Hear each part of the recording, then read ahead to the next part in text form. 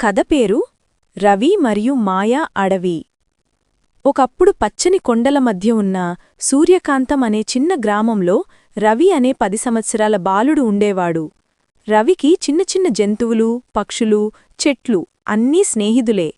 అతనికి ఎక్కువగా ఇష్టమయ్యేది అడవిలో తిరగడం, పూలతో మాట్లాడడం, పక్షుల పాటలు వినడం. ఒకరోజు ఉదయాన్నే రవి తన తల్లిని చూసి చెప్పాడు, అమ్మా, నేను బన్యం చెట్టు దగ్గరికి వెళ్తాను, పక్షుల పాటలు రికార్డ్ చేస్తా. అమ్మ నవ్వుతూ, సరే బాబూ, కాని సాయంత్రానికి ముందే ఇంటికి రా అంది. రవి చిన్న బుట్ట, నీటి బాటిల్ తీసుకుని బయలుదేరాడు. అడవిలోకి అడుగుపెట్టిన వెంటనే చల్లని గాలి వీచింది. ఆకుల మధ్య పసుపు సూర్యకాంతి రవికి వెనుక బంగారు నీడలా వచ్చింది. చెట్టు కింద అతనికి ఒక్కసారిగా ఏదో మెరుపు కనిపించింది. రవి దగ్గరగా వెళ్ళి చూశాడు. అది ఒక వెలుగులు విరజిమ్మే ఆకుపచ్చ రాయి. దానిపై ఇలా వ్రాయబడి ఉంది, మాయా అడవి ద్వారం తెరుచుకుంటుంది, నిజమైన హృదయానికి మాత్రమే. రవి ఆ రాయిని చేతిలో పట్టుకున్న వెంటనే చుట్టూ గాలి గోలగా ఊదింది. చెట్టు వెనక ఒక వెలుగు ద్వారం తెరుచుకుంది. అయ్యో, ఇది కలనా లేక నిజమా అని ఆశ్చర్యపోయాడు. తన ధైర్యాన్ని చాటుకుంటూ రవి ఆ ద్వారం దాటాడు.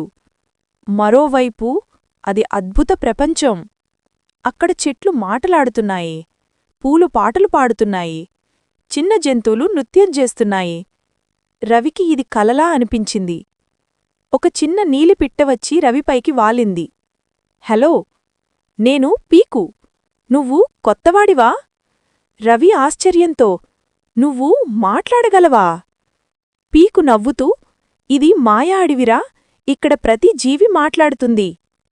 పీకు చెప్పింది, మాయా అడవికి ఇప్పుడు ప్రమాదం ఉంది. మాయానీడ అనే చీకటి శక్తి దేవదార చెట్టును నాశనం చేయబోతోంది. రవి తక్షణమే అర్థం చేసుకున్నాడు. అతను అడవిని కాపాడాలనే మిషన్లో ఉన్నాడు. పీకు చెప్పింది, మాయానీడను ఆపాలంటే నువ్వు 3 పరీక్షలు పూర్తి చెయ్యాలి.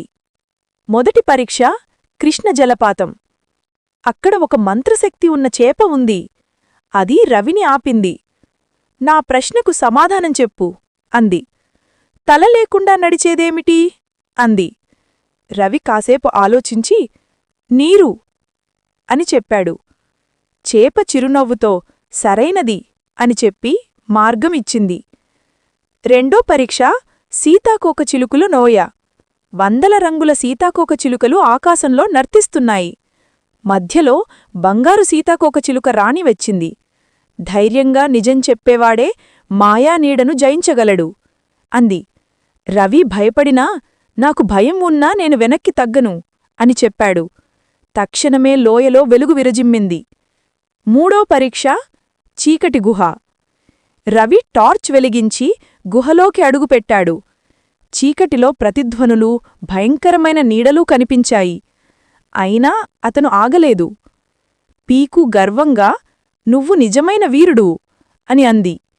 చివరికి వారు దేవదార చెట్టు వద్దకు చేరుకున్నారు. అక్కడ చీకటి శక్తి పెద్ద మాయానీడగా మారి నిలబడి ఉంది. చిన్నవాడివి, నన్ను ఆకగలవా? రవి ధైర్యంగా, సత్యం, ప్రేమ, ధైర్యం ఎప్పుడూ గెలుస్తాయి అని చెప్పాడు. రాయి అతని చేతిలో ప్రకాశించి వెలుగుగా మారింది. మాయానీడ నశించింది.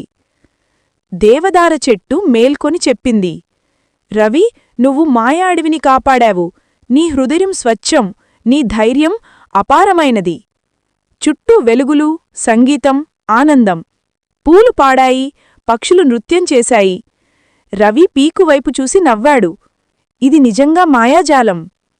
పీకు అంది, మాయ బయట కాదు రవి, మన హృదయంలోనే ఉంటుంది.